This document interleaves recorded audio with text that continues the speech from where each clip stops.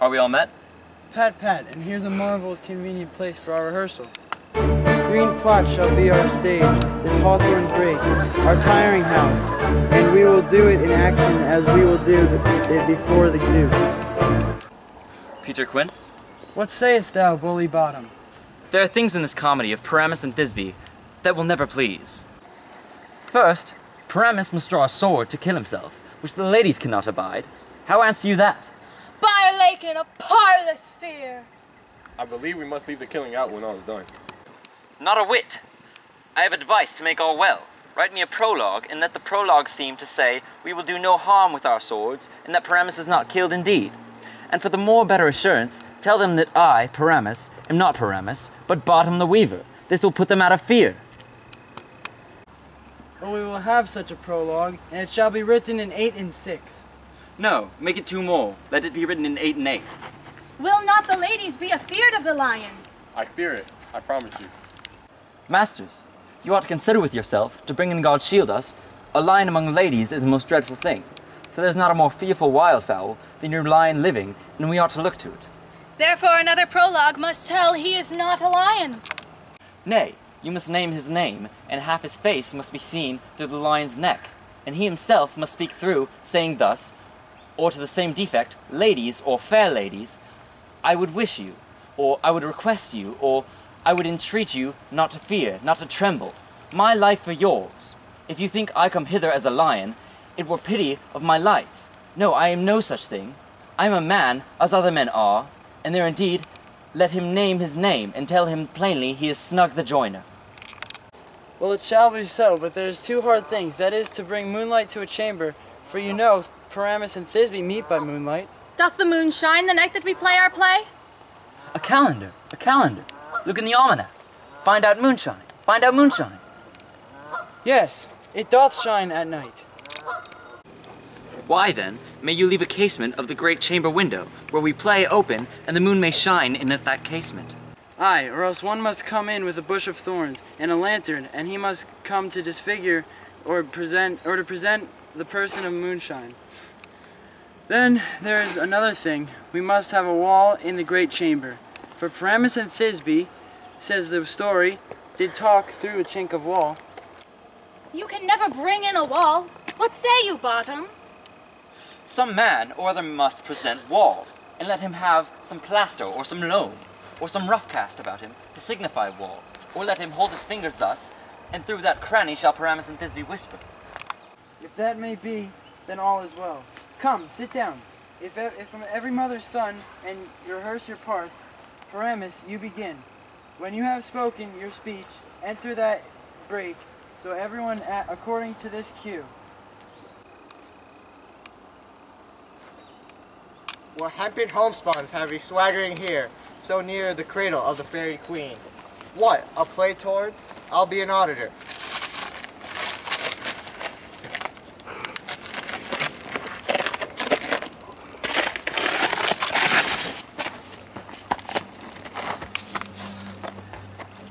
An actor too, perhaps, if I see cause. Speak, Paramus. Thisbe, step forth. Thisbe, the flowers of odious savors sweet. Odors, odors. Odors savors sweet. So hath thy breath, my dearest Thisbe dear, but hark, a voice. Stay thou, but hear a while, and by I will to thee appear.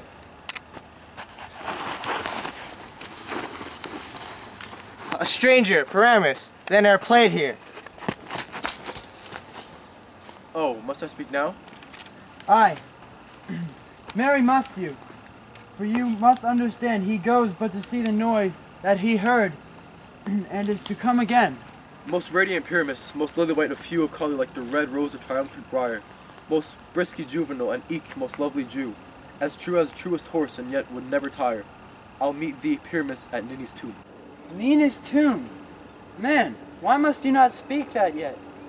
That you answer to Paramus. You speak all your part at once, cues and all. Paramus, enter. Your cue is past. It is never tired. As truest horse that would never tire. If I were fair, fair Thisbe, I were only thine. Oh, monstrous! Oh, strange! We are haunted! Pray masters, fly masters, help!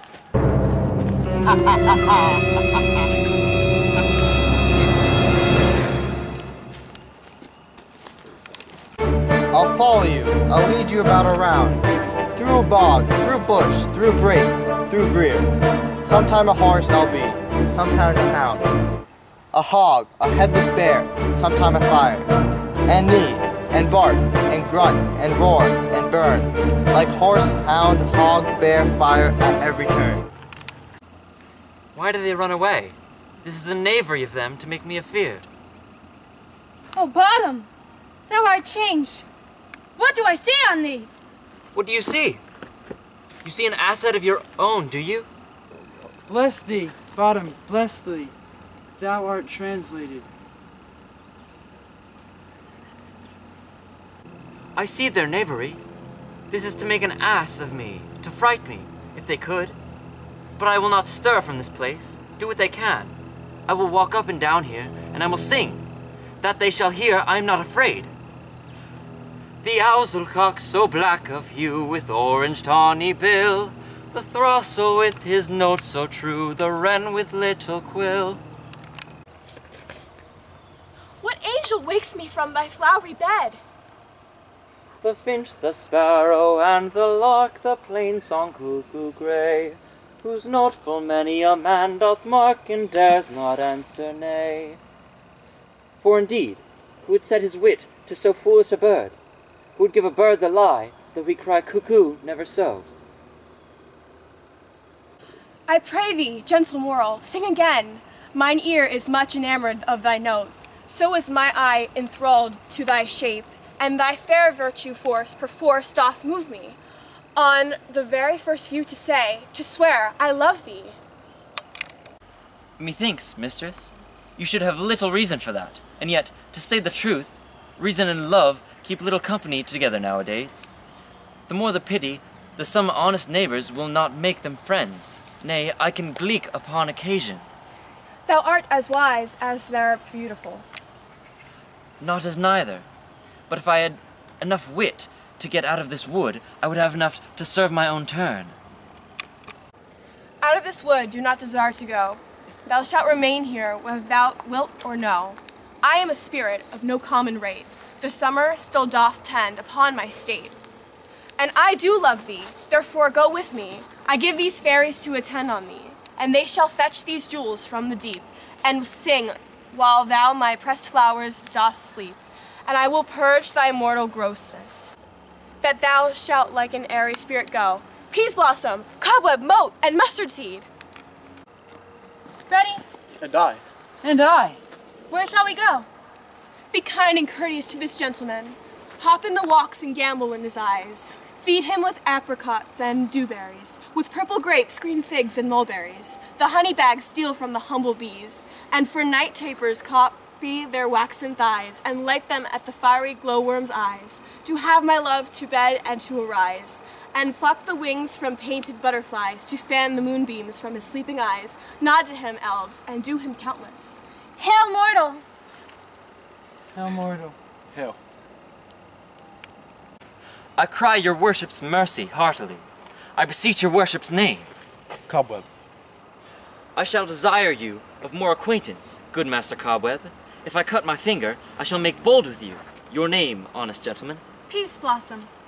I pray you, commend me to Mr. Squash, your mother, and to Master Peascod, your father. Good Master Peasblossom, I shall desire you of more acquaintance, too. Your name, I beseech you, sir. Mustard seed.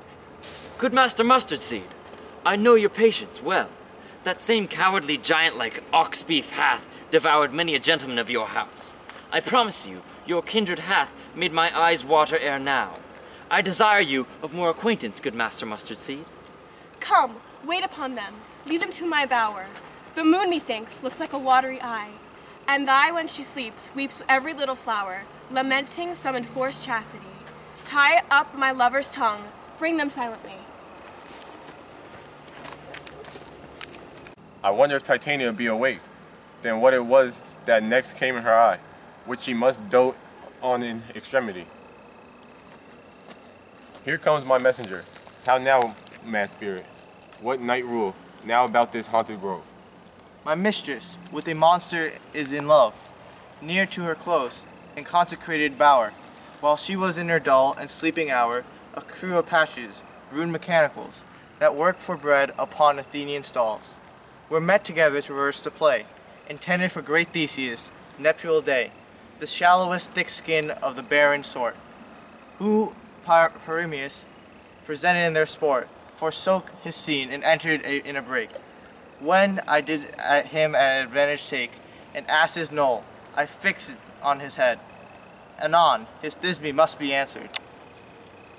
And forth my mimic comes, when they him spy, and wild geese are creeping fowler eye, or russet padded claws many in a sort, rising and calling at the gun's report, sever themselves, and madly sweep the sky, so as sights away his fellows fly, and at our stamp hero, one falls, he, murderer cries, and help from Athenia calls.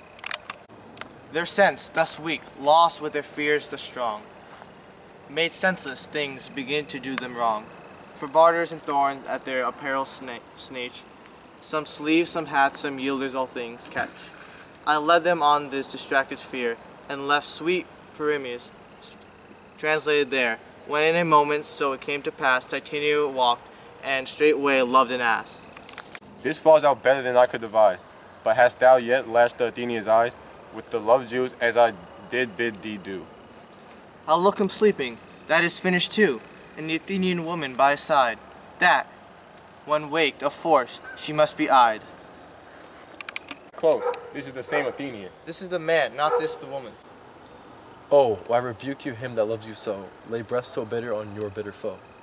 Now I but chide, but I should use thee worse, for thou I fear hast given me cause to curse. If thou hast slain Lysander in his sleep, being o'er shoes and blood, plunge in the deep and kill me too.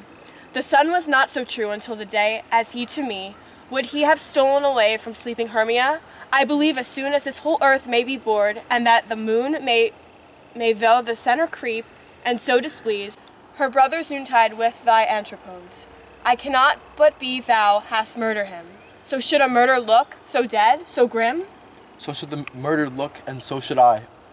Pierced through the heart with your stern cruelty, yet you, the murderer, look as bright as clear as yonder Venus in her glimmering sphere. What's this to my Lysander? Where is he? Ah, good Demetrius, wilt thou give him me? I had rather give his carcasses to my hounds. Out, dog, out, cur! Thou trust me past my bounds. Of maiden's patience hast thou slain him then. Henceforth be never numbered among men. Oh, once, tell true, even for my sake. Dost thou have looked upon him being awake? Hast thou killed him sleeping?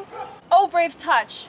Could not a worm, an adder, do so much? An adder did it, for with doubler tongue than thine, thou serpent, never addered stung. You spend your passion on a misprized mood. I am not guilty for Lysander's blood, nor is he dead, for aught that I can tell, I pray thee, tell me then that he is well. And if I could, what should I get therefore? A privilege never to see me more, and from thy hatred present I part so. See me no more, whether he be dead or no. There is no following for her in this fierce vein. Here therefore for a while I will remain. So sorrow's heaviness doth heavier grow, for debt that bankrupt's sleep doth sorrow owe, which now in some slight measure it will pay, if for this tender here I make some stay.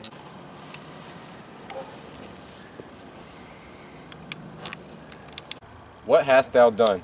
Thou hast mistaken quite, and laid the love juice on some true love sight. Of thy misprison must perforce ensue some true love turn, and not a false turn true. Then fate o'errules, that one man holding troth. A million fail, confounding oath on oath. Would go swifter than the wind. And Helena of Athens, look thou. Find all fancy sick she is, and pale of cheer, with sighs of love that cost the fresh blood dear. By some illusion, she thou bring her here. I'll charm his eyes against she do appear. I go, look how I go, swifter than an arrow from Tartan's bow.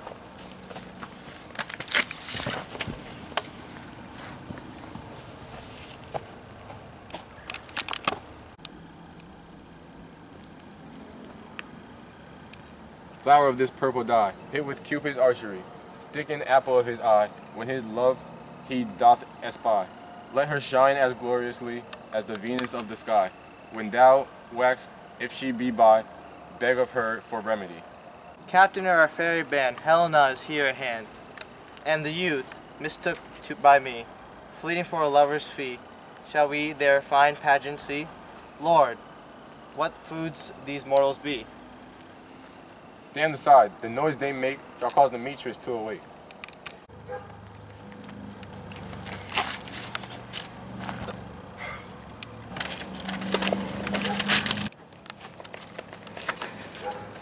Two at once woo one, that must needs be sport alone, and those things do best please me. They befall preposterously.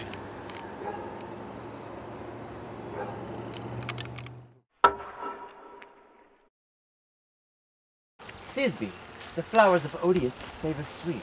Oh doors! Oh doors! It's odors. What? It's odors. Odors. Like odor, like. Rebuke you him that loves you so, rebuke you him that loves you so, lay bre- Go again. John, don't start right away. But hempen homespun have you swaggering here, so near the cradle of the fairy queen.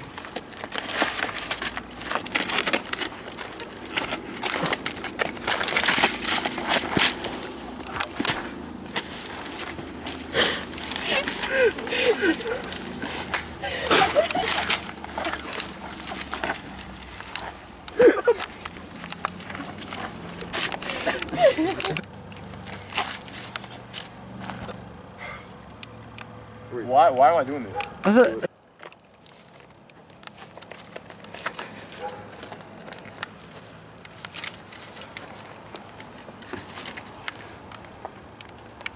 I beseech you, sir.